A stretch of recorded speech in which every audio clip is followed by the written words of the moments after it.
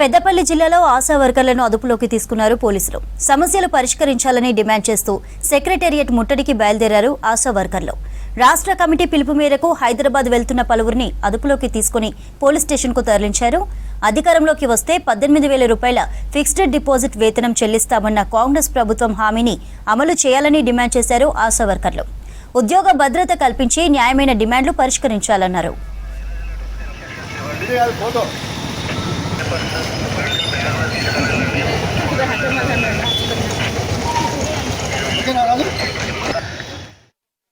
సంవత్సరాల నుండి ఆశా వర్కర్గా విధులు నిర్వహిస్తున్నాము.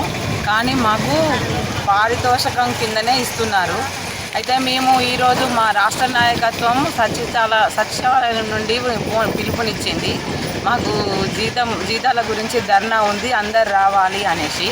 అయితే మేము వెళ్దామని రెడీ అయ్యేసరికి మమ్మల్ని ఆశాలందరినీ ఇంటి వద్దనే పోలీసు వాళ్ళు వచ్చి మమ్మల్ని ఇంటి దగ్గరనే అందరినీ అరెస్ట్ చేసి మా పెద్దపల్లి పోలీస్ స్టేషన్కి తీసుకొచ్చి అందరినీ ఇక్కడనే ఉంచిండ్రు. న్యాయమైన డిమాండ్లు ప్రభుత్వం ఇకనైనా పరిష్కరించి మాకు కాంగ్రెస్ ప్రభుత్వం ఏదైతే హామీ ఇచ్చిందో ఎలక్షన్లకు ముందు మీరు మమ్మల్ని గెలిపిస్తే మీకు న్యాయం చేస్తాము, మీకు 18,000 ఫిక్స్డ్ వేతనం ఇస్తాము, మీకు ఉద్యోగ భద్రత కల్పిస్తాము, మీకు పింఛని అన్నీ చేస్తాము అనేసి ప్రభుత్వము అప్పుడు ఇన్సూరెన్స్ గురించి కూడా అప్పుడు మాకు హామీ ఇచ్చింది ప్రభుత్వము.